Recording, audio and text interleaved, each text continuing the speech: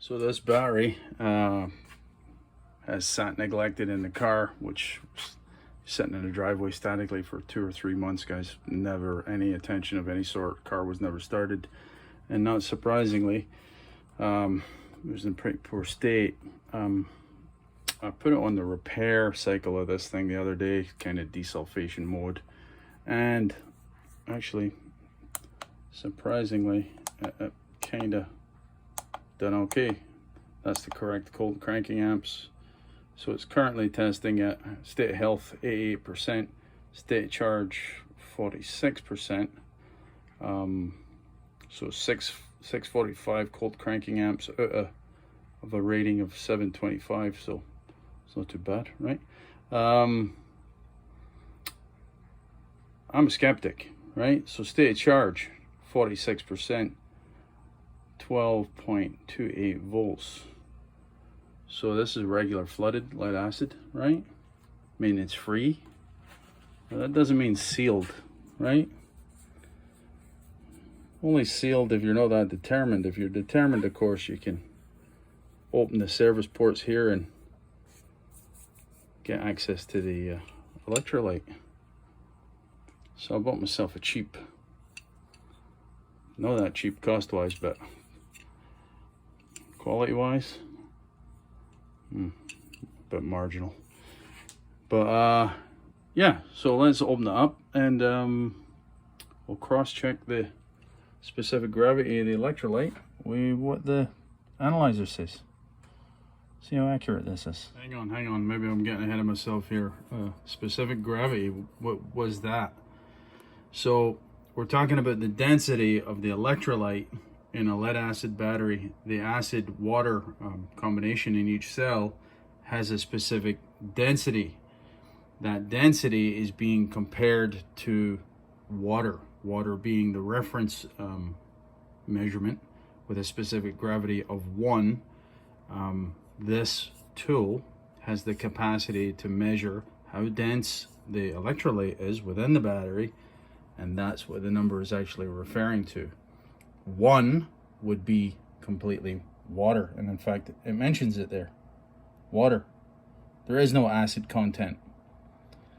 And of course, the higher you go, the higher the acidic content, the higher the state of charge of that particular cell that you're measuring. So just to make the point, guys, here's the tool actually filled with water, and you can see, because the density is the same as water, that the tool is actually measuring right at the water level there, meaning 0 acid content, which I hope, because this came straight out of my tap. Okay, so I've lifted this chart from the internet, guys. They're widely published. You can find them, easily find them.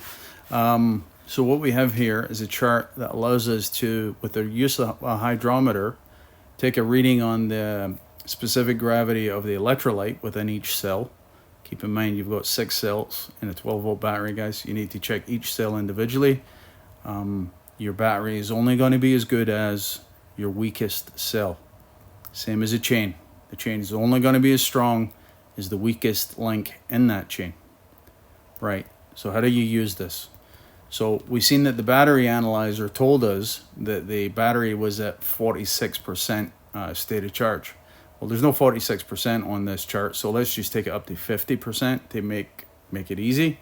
And you can see, if you read across from 50%, the specific gravity of the electrolyte should be about 1.148.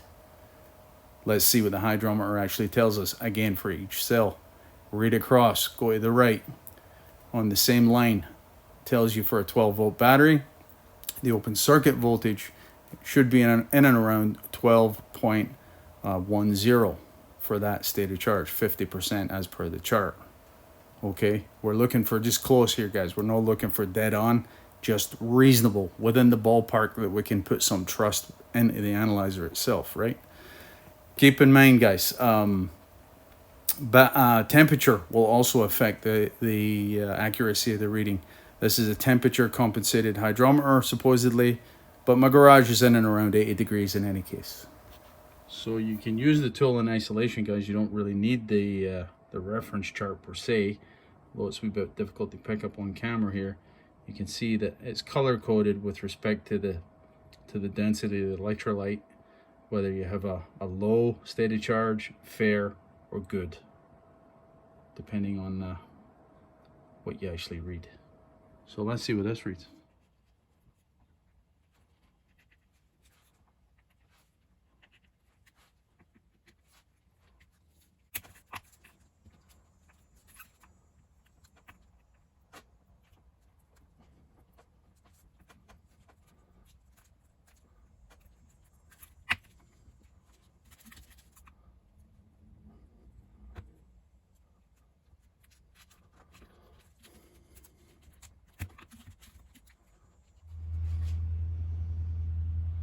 Cell number 1, also 1175.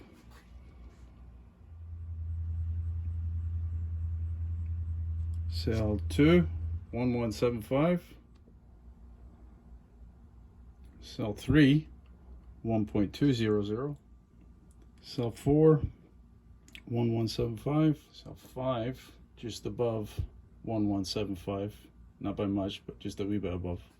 And of course, the battery died on the phone here, so the last cell is actually in the worst state. Is 1150. So I guess the median average was 1175. One above, one below. So how's that figure with respect to what the analyzer said? By the way, it goes without saying, guys, you guys know these are a good idea whenever you're dealing with battery acid, and a pair of gloves, of course. And yeah, this acid will eat through your clothes in a big hurry, so take your Moorhead t-shirt off and put your Mullet Crew one on. As far as the electrolyte level is concerned in here, guys, all of the plates are just covered about this to the same degree, so that appears to be okay. Put these caps back, don't need to adjust the water level.